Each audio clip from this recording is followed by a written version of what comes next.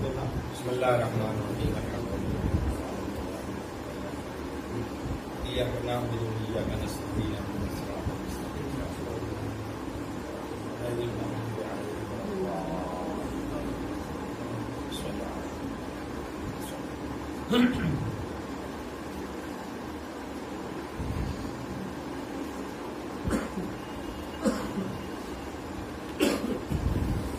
رب اشرح لي صدري ويسر لي امري واحلل عقدة من لساني يفقهوا قولي لا حول ولا قوة الا بالله العلي العظيم اعوذ بالله السميع العليم من الشيطان اللعين الرجيم بسم الله الرحمن الرحيم الحمد لله رب العالمين والصلاة والسلام على اشرف الانبياء والمرسلين خاتم النبيين مولانا ومولى الثقلين جد الحسن والحسين بالقاسم اللهم صل على محمد وآل محمد وآله الطيبين الطاهرين المعصومين المظلومين واللعنة الدائمة الباقية على أعدائهم أجمعين من يوم عداوتهم إلى قيام يوم الدين أما بعد فقد قال الله الحكيم في كتابه الكريم بسم الله الرحمن الرحيم الذين آمنوا وتطمئن قلوبهم بذكر الله ألا بذكر الله تطمئن القلوب صلاة اللهم صل على محمد وآل محمد گزارش ہے مرتبہ سورہ حمد اور 3 مرتبہ سورہ توحید کی تلاوت فرما کر جناب سید محمد بن سید مولانا علی سید سجاد حسن اور زیبا خاتون بنت سید شفیع حسین سید قدرت علی سید صادق علی رضوی محمد الکبریٰ بنت سید ابو محمد قاسم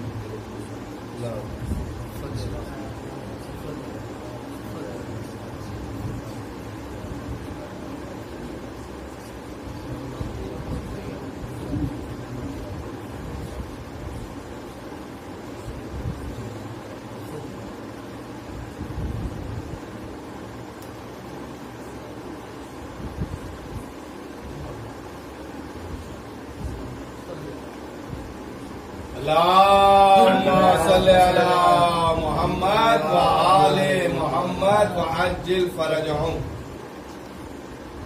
سورہ مبارکہ رعد کی 28ویں آیت اس کی تلاوت کا شرف حاصل کیا گیا. اس میں پروردگار عالم یہ اعلان فرما رہا ہے کہ الذین آمنوا وتطمئن قلوبهم بذکر اللہ، جو لوگ ایمان لے آئے اور ایمان کے ساتھ ساتھ ان کے دل کو خدا کی یاد سے سکون ملتا ہے. اور اس کے بعد پروردگار عالم یہ اعلان فرماتا ہے الا بذکر اللہ تطمئن القلوب، آگاہ ہو جاؤ کہ صرف خدا کی یاد ہی سے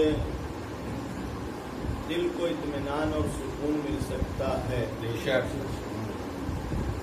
چونکہ شب منسوب ہے شہادت حضرت سکینہ بنت الحسین سلام اللہ اللہم صلی علی محمد وآل محمد. لہذا آیت کے ذیل میں کچھ اسباب سکون اور خاص طور سے امام حسین علیہ السلام کی بیٹی کے جو امام حسین علیہ السلام کے لیے باعث سکون تھی، اس کے حوالے سے مختصر گفتگو آپ کی خدمت میں عرض کرنا ہے. پروردگار عالم نے 2 باتوں کا اعلان پہلے مرحلے میں کیا کہ الذین آمنوا، جو لوگ ایمان لے آئے ہیں، وتطمئن قلوبهم بذکر اللہ، اور ان کے دل کو خدا کی یاد سے اطمینان حاصل ہوتا ہے، خدا کی یاد سے سکون ملتا ہے. یعنی یہ پہلا مرحلہ یہ ہے کہ انسان اللہ کے اوپر ایمان رکھے، ایمان رکھتا ہو، اور جب اللہ کے اوپر ایمان رکھے گا تو اسے خدا کی یاد سے سکون ملے گا. جزاک اللہ بیشک. دنیا میں کسی بھی چیز کے لیے انسان یہ دعویٰ کر ہی نہیں سکتا کہ یہ چیز دنیا کی انسان کے سکون کا باعث ہے، اس لیے کہ دنیا ایک رنگ ہے نہیں، دنیا اپنا رنگ بدلتی رہتی ہے، دنیا تغیر اور تبدل کا مرکز ہے. دنیا میں ہر وقت ہر آن بدلاؤ ہوتا رہتا ہے، اور سکون یعنی جہاں پر ٹھہراؤ ہو، جہاں انسان کا دل ٹھہر جائے وہیں سے سکون انسان کو ملے گا. لیکن اگر انسان نے دل کو دنیا کی کسی بھی چیز سے وابستہ کیا تو دنیا کی کوئی ایسی چیز نہیں جس کے اندر سکون پایا جاتا ہو، بلکہ وہ ہمیشہ معرض تغییر میں ہے، ہمیشہ بدلتی رہتی ہے، ہمیشہ اس کی حالت تبدیل ہوتی رہتی ہے. لہذا جیسے ہی انسان دنیا کی کسی بھی چیز سے اپنے دل کو لگائے گا یا دل کو وابستہ کرے گا تو بہرحال اس چیز کے ساتھ ساتھ دل کی بھی حالت بدلتی رہے گی، لہذا دل کو سکون نہ ملے گا. یعنی جو دنیا کی وہ چیز ہے، جیسے جیسے اس کی حالت بدل رہی ہے دل کی بھی حالت بدلتی رہے گی، اور جب دل کی حالت بدلتی رہے گی تو انسان کو سکون محسوس نہیں ہوگا. اگر اس دل کو ایک جگہ ٹھہرانا ہے تو اس ذات سے انسان وابستہ کر دے کہ جس کے یہاں تغییر و تبدل کا کوئی امکان ہی نہیں. اللہ سبحان اللہ، وہ ذات پروردگار عالم ہے. ایک صلوات پڑھیں.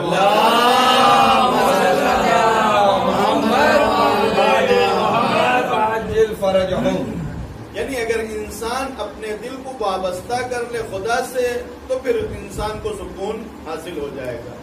اور یہ اس لیے بھی ہوگا کہ پروردگار عالم نے انسان کو خود اپنی ذات کے لیے پیدا کیا. جزاک اللہ. اور انسان اگر دنیا میں کسی بھی چیز کے پیچھے جائے تو ظاہر ہے کہ اس انسان کی قیمت دنیا کی کسی بھی چیز سے کم نہیں ہے، زیادہ. یعنی پوری دنیا و ما فیہا، دنیا میں جو کچھ بھی ہے انسان کی قیمت ان تمام چیزوں سے زیادہ ہے. اب جب انسان اپنے سے کمتر کی طرف جائے گا تو اس کو کہاں سے سکون ملے گا؟ بہت اچھا، واہ واہ واہ. لہٰذا جب انسان اس دنیا کے پیچھے بھاگنا شروع کرے گا تو ظاہر ہے کہ وہ سکون نہیں پا سکتا. صرف ایک ہی ذات ہے کہ جو انسان کے اس قیمت کو ادا کر سکتی ہے یا جو اس انسان کو مکمل اس کی قیمت دے سکتی ہے، وہ ذات پروردگار. بے شک لا رہے. واہ واہ واہ. اب یہاں پر جو ایمان کا کمال ہے وہ ایمان کا کمال یہ ہے کہ ہم جب پیدا ہوئے ہیں، ہم جب ایمان رکھتے ہیں تو ایمان کا مطلب یہ ہے کہ ہم کو اس بات کا یقین ہے کہ ہماری زندگی اس دنیا کے لیے نہیں ہے بلکہ ہم کو پروردگار عالم نے آخرت کے لیے بنایا. لہذا جب ہم ایمان اس بات کے اوپر رکھتے ہوں گے کہ ہم کو اس دنیا کے لیے نہیں بنایا گیا ہے تو ہم دنیا میں سکون تلاش کریں گے بھی نہیں.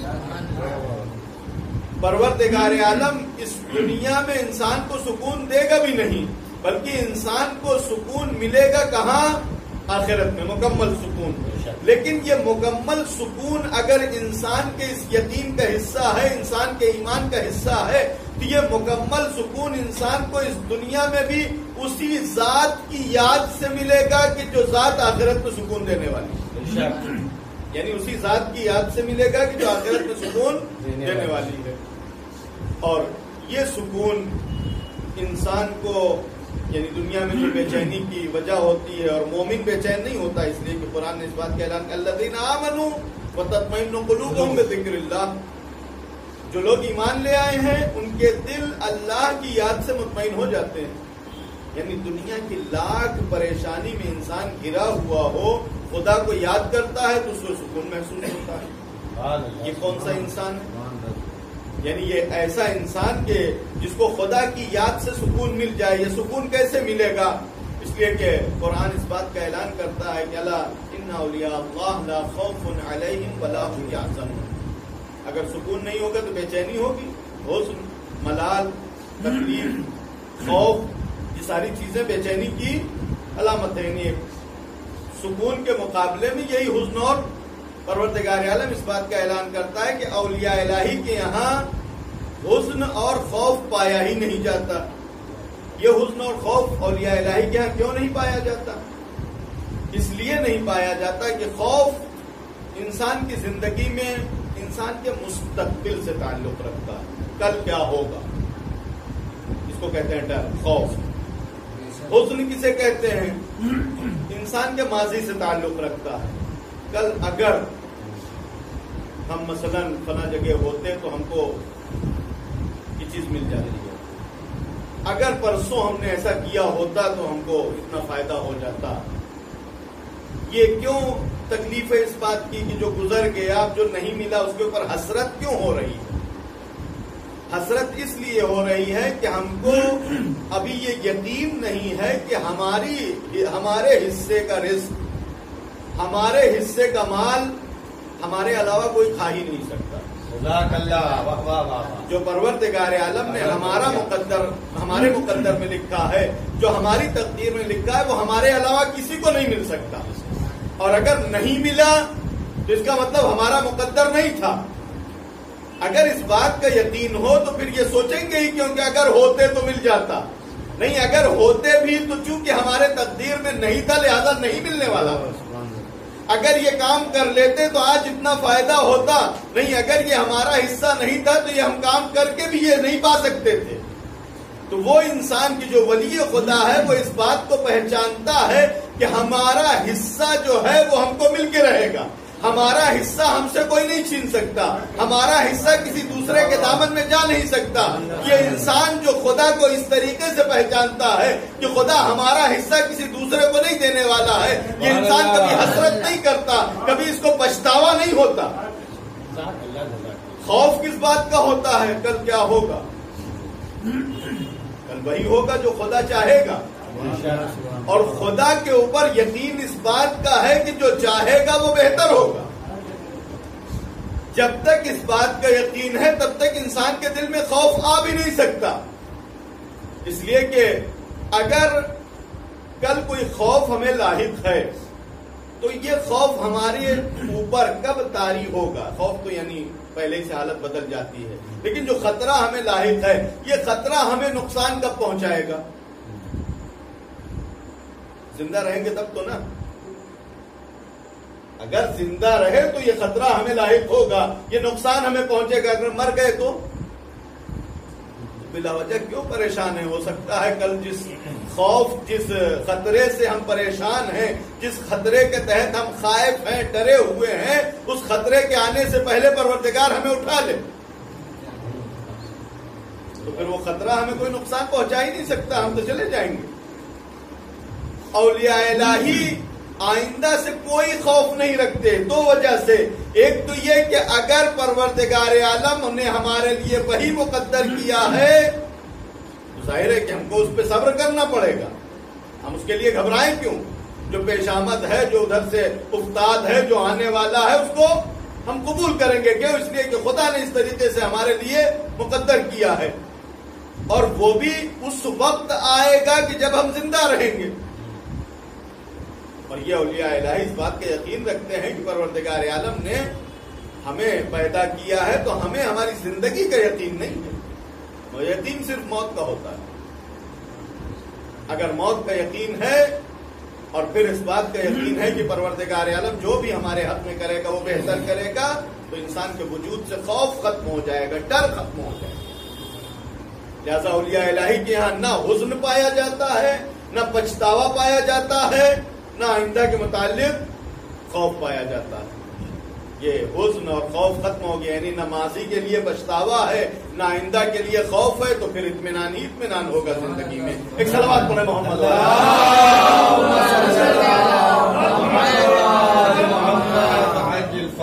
اب وہ چیزیں کہ جو خدا کی یاد کا باعث بنتی ہیں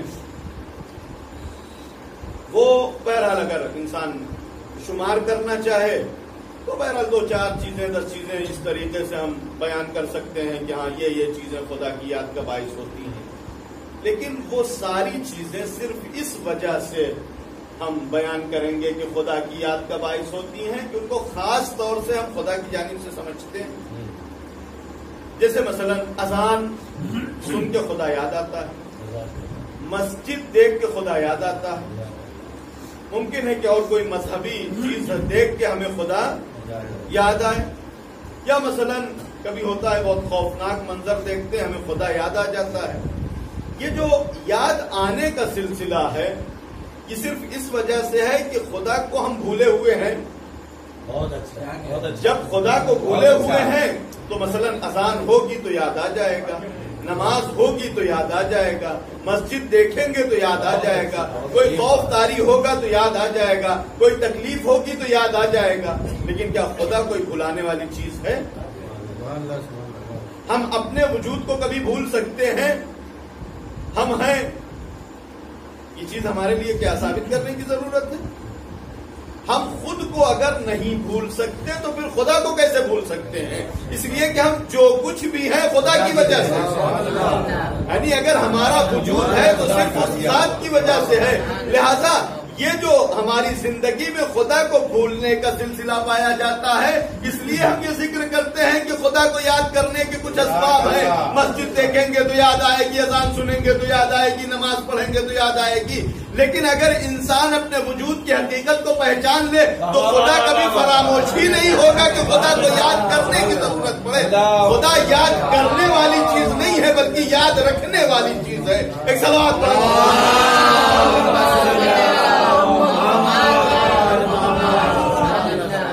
خدا کو یاد کیا نہیں جاتا کہ ہاں کبھی صبح اٹھیں گے تو یاد کریں گے، پھر دوپہر میں یاد کریں گے، نہیں، خدا یاد رکھا جاتا ہے۔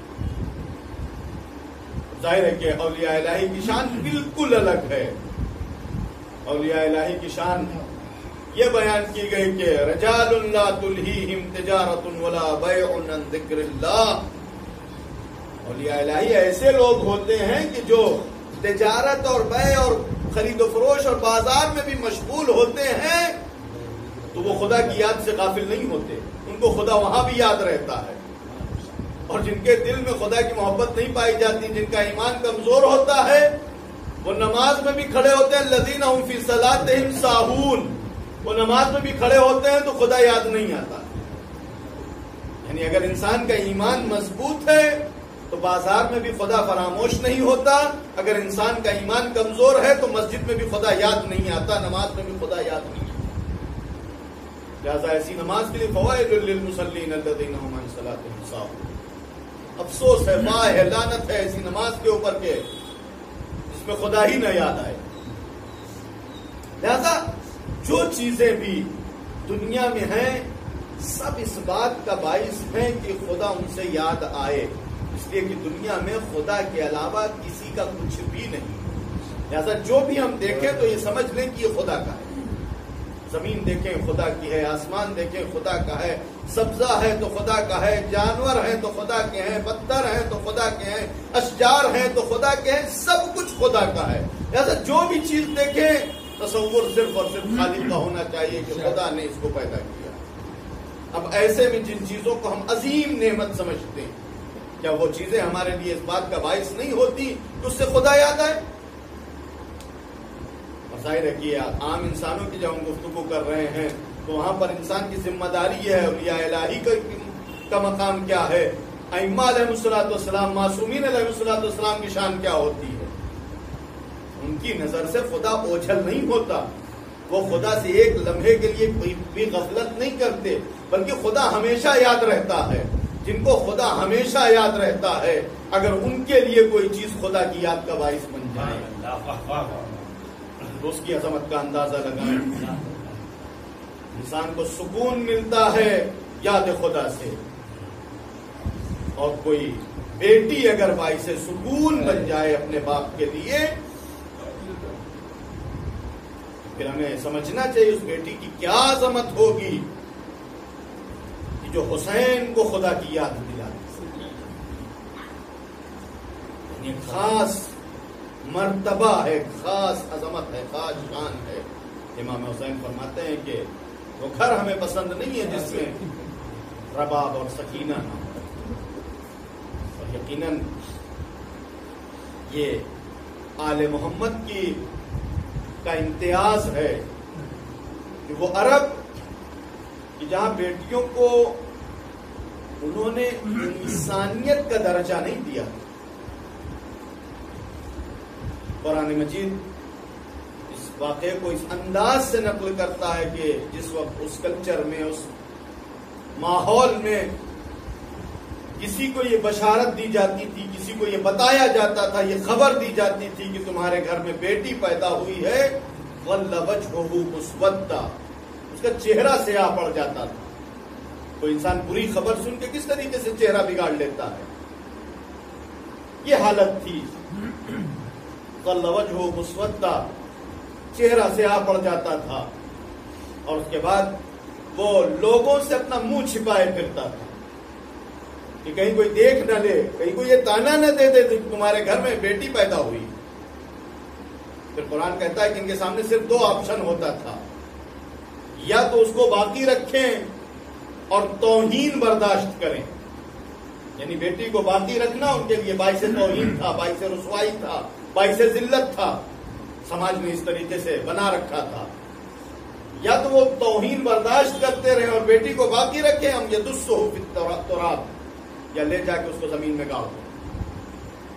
تو ظاہر ہے کہ یہ جھوٹی شان والے تھے، لہذا اپنی جھوٹی شان بچانے کے لیے جا کے بیٹیوں کو زندہ درگور کر دیتے تھے، دفن کر دیا تھا.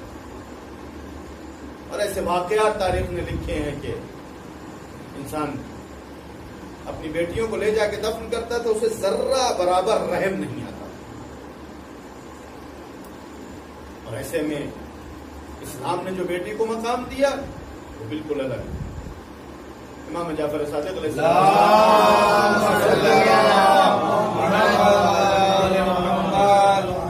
شخص آیا، امام کا چاہنے والا تھا، ماننے والا تھا، بہت ہی غصے میں تھا. امام نے پوچھا کس بات کا غصہ ہے، کیا تکلیف کیا ہے؟ کہا کہ گھر میں بیٹی پیدا ہوئی. امام نے کہا کہ ایک بات یہ بتاؤ کہ اگر پروردگار عالم تمہارے اوپر وحی نازل کرے اور تم سے پوچھے کہ ہم تم کو کچھ دینا چاہ رہے ہیں لیکن آپشن ہے، تم جو چاہتے ہو وہ دے دیں یا ہم جو چاہتے ہیں وہ دے دیں، تو کیا کہو گے؟ ہم کہیں گے خدا جو تو چاہتا ہے وہی دے دے، یعنی خدا کا انتخاب ہمارے حق میں زیادہ بہتر ہوگا. کہا پروردگار عالم نے تمہیں بیٹی دی ہے تو ظاہر ہے کہ خدا نے انتخاب بیٹی کیا ہے، تو پھر ناراضگی کس بات کی؟ نہیں، خدا نے اگر تم سے پوچھا ہوتا کہ کیا دے، تم کہتے خدا اپنی مرضی سے دے دے، تو خدا نے جو دیا ہے اس کی مرضی ہی تو ہے، بغیر مرضی کے تو نہیں دیا ہے، تو اب ناراضگی کس بات کی ہے؟ ایسے ہی ایک شخص امام کی خدمت میں آئے، چہرہ اترا ہوا ہے. امام نے پوچھا کیا ہے، کس بات کی تکلیف ہے؟ کہتا ہے ایک بیٹی پیدا ہوئی. امام نے کہا تمہیں کس بات کا غم؟ بیٹی کا بوجھ زمین اٹھائے گی، رزق پروردگار کے ذمہ. سبحان اللہ، سبحان اللہ. بیٹی کا بوجھ زمین اٹھائے گی اور رزق پروردگار کے ذمہ ہے. تمہیں کس بات کی تکلیف ہے؟ تمہارے لیے تو وہ ایک ایسا پھول ہے کہ جس کی خوشبو تم سونگتے رہو گے زندگی میں. سبحان اللہ، سبحان اللہ. آپ اندازہ لگائیں کہ جب اہل بیت بیٹیوں کو اس مقام تک پہنچاتے ہیں اور اتنی تاکید کرتے ہیں کہ اگر انسان گھر میں کوئی تحفہ لے کے آئے تو مساوات کا خیال رکھے، جتنے بچے ہیں سب کے لیے لے کے آئے، لیکن جب دینا ہو تو پہلے بیٹی کو دے، بعد میں بیٹے کو. ظاہر ہے کہ ایسے ماحول میں کہ جہاں بیٹیوں کو حق حیات نہیں دیا جاتا تھا، زندگی کے حق سے محروم رکھا گیا تھا، ایسے میں خاندان اہل بیت میں آپ دیکھیں کہ رسول نے پالا تو فاطمہ بنا دیا، علی نے پرورش کیا تو زینب بنا دیا، اور حسین نے پالا تو سکینہ بنا دیا.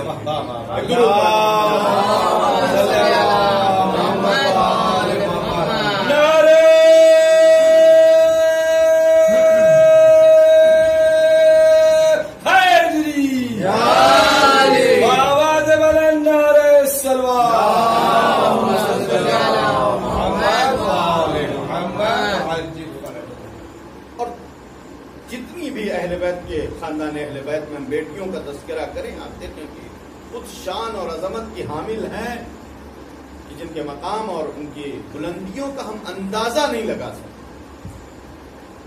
جناب فاطمہ زہرا صلی اللہ محمد وعلی محمد کا وہ مقام ہے کہ سید المرسلین ان کے احترام کے لیے کھڑے ہو جاتے ہیں.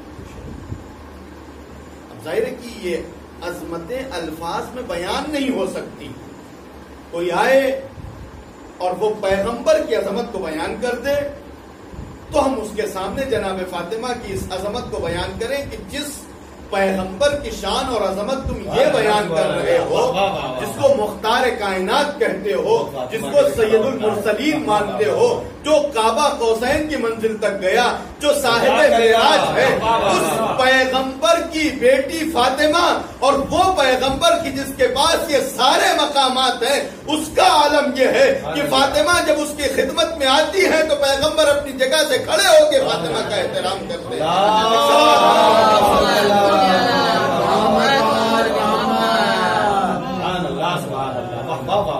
جناب زینب کی عظمت کا اگر اندازہ لگانا چاہیں، کون ہے کہ جو علی کے فضائل کی حد بیان کر سکتا؟ علی کی فضائل کو کوئی پا نہیں سکتا، کوئی ان کی حدوں کو درک نہیں کر سکتا۔ مولا نے خود فرمایا لا یرقی الی الطیر، پرندہ پر نہیں مار سکتا، یعنی لوگوں کے خیال اور تصور ہماری فضیلتوں تک نہیں پہنچ سکتے۔ اور اس علی نے دنیا کی کسی بھی چیز کو کبھی نظر میں رکھا ہی نہیں۔ دنیا کی کوئی ایسی چیز نہیں ہے کہ جس کو علی نے نظر میں رکھا ہو، جس کو علی نے کوئی بھاؤ دیا ہو، جس کو علی نے کچھ سمجھا ہو۔ آپ دیکھیں کہ جب حکومت کی بات آئی تو مولا نے اپنے صحابی سے پوچھا کہ ذرا بتانا میری جوتی کی قیمت کیا ہے؟ کہا مولا اس جوتی کی کوئی قیمت نہیں ہے۔ کہا اگر اس کی کوئی قیمت نہیں ہے تو یہ جو حکومت تم کر رہے ہو، یہ جس کے لیے تم نے اپنے دین ایمان بیچ کے رکھے ہیں، یہ جس کے لیے تم نے علی کے اوپر اتنا ظلم کیا ہے، یہ جس کے لیے تم نے اہل بیت کا حق غصب کیا ہے، علی کی نظر میں اس دنیا کی ایک ذرہ بھی قیمت نہیں ہے۔ علی کی نظر میں اس حکومت کی قیمت اس جوتی سے بھی کم تر ہے۔ ایک درود پڑھے محمد۔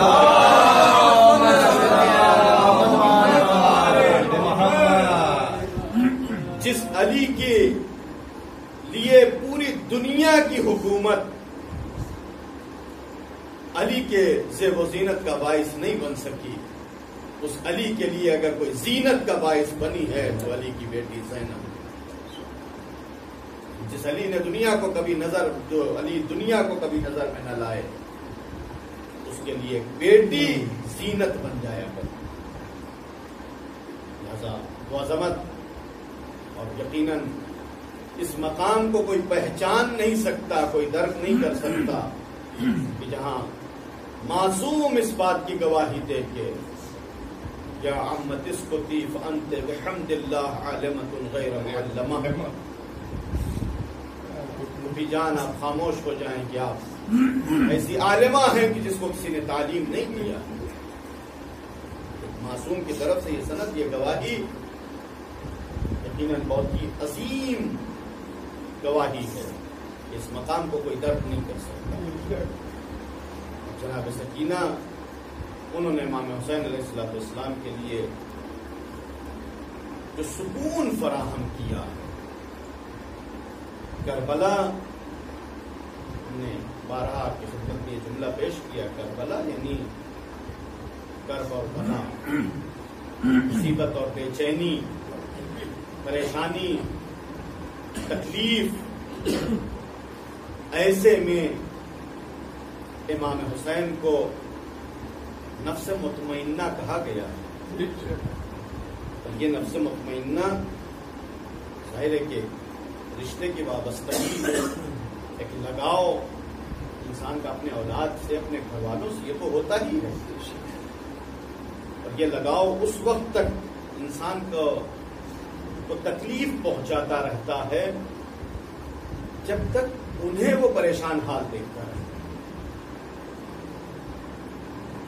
حسین ولی خدا تھے، معصوم تھے،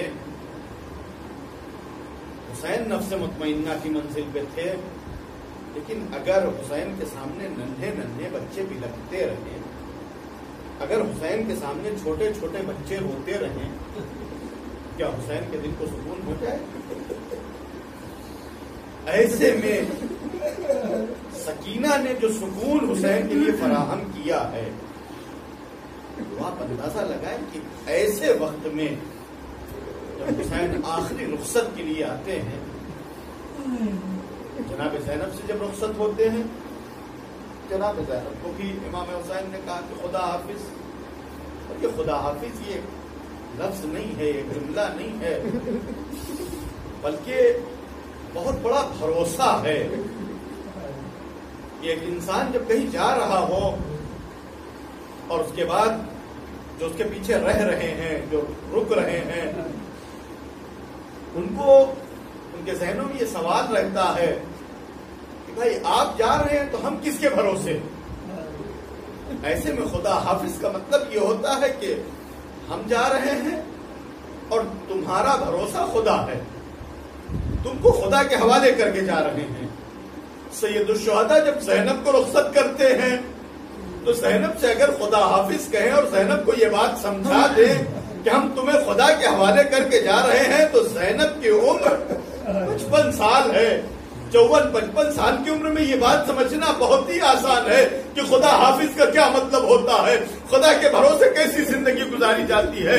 لیکن خدا کی شان دیکھیں، خدا کی عظمت دیکھیں کہ پروردگار عالم نے جو یقین اور جو اطمینان زینب کے دل کو دیا ہے، وہی یقین اور اطمینان سکینہ کے دل میں پایا جاتا ہے کہ جس میں سکینہ حسین سے رخصت ہوتی ہے۔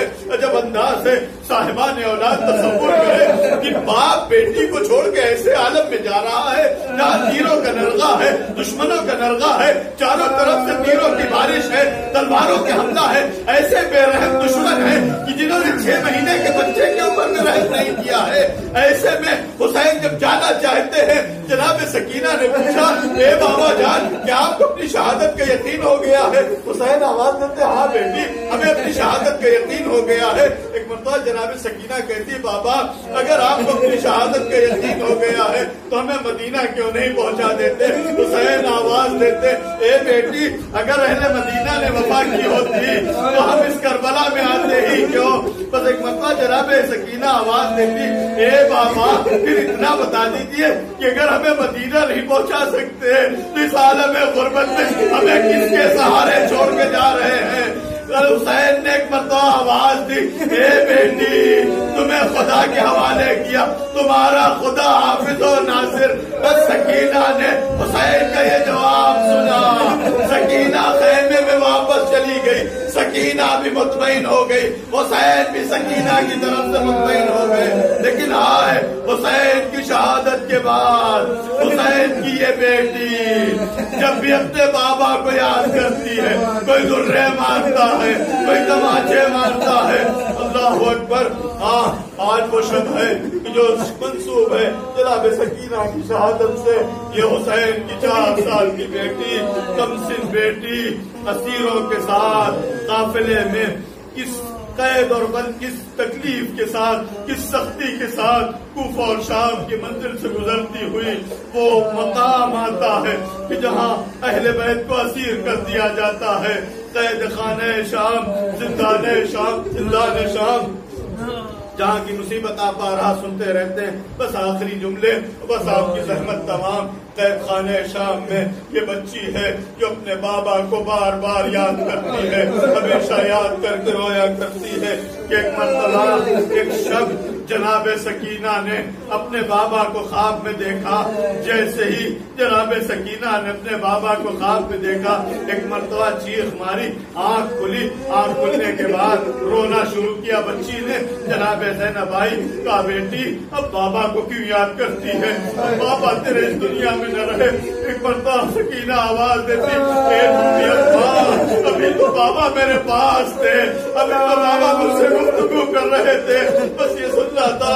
ایک مرتبہ جناب زینب رونے لگی، اہل بیت میں کوہرام بپا ہو گیا۔ سکینہ چپ نہیں ہوتی، سکینہ خاموش نہیں ہوتی۔ جب لشکر والوں نے دیکھا، زندان بان نے دیکھا کہ سکینہ چپ نہیں ہوتی، ایک مرتبہ یہ کہا گیا کہ سکینہ کے پاس اس کے بابا کا سر لے آیا جائے، شاید بچی اپنے باپ کا سر دیکھ کے رونا بند کر دے، خاموش ہو جائے۔ اسی عالم میں امام حسین کا سر جناب سکینہ کو لا کے پیش کیا جاتا ہے۔ اب بچی نے جو ایک مدت کے بعد باپ کا سر دیکھا، ہاتھوں میں اٹھایا، کلیجے سے لگا دیا۔ اب جو بچی نے رونا شروع کیا تو بچی روتے روتے ایک مرتبہ روتے روتے سسکیاں بن جاتی ہے، سسکیاں آنکھیوں میں سسکیاں خاموشی میں تبدیل ہوئی. بچی جب خاموش ہوئی ایک مرتبہ جناب زینب آگے بڑھی. شاید بچی سو گئی ہو لیکن اب جو زینب نے حسین کے سر کو سکینہ سے جدا کیا دیکھا بچی ہمیشہ کے لیے خاموش ہو چکی ہے. سکینہ اس دنیا سے رخصت ہو چکی ہے. جناب زینب نے سید سجاد کو بلایا. اے بیٹا سید سجاد, سکینہ اس دنیا میں نہ رہی, سکینہ اس دنیا سے گزر گئی. اجرکم اللہ. سید سجاد آئے. ننھی سی میت سید سجاد کے آنکھوں کے سامنے, ہاتھوں میں ہتھکڑیاں, پیروں میں بیڑیاں. عجب نہیں پھر سید سجاد کو کربلا یاد آ گئی ہوگی. آئے بابا, کل کربلا میں آپ کا لاشا بے گور و کفن تھا, بیٹا مجبور تھا غسل و کفن نہ دے سکتا تھا. آج بہن کی میت ہے, ہاتھوں میں ہتھکڑیاں, پیروں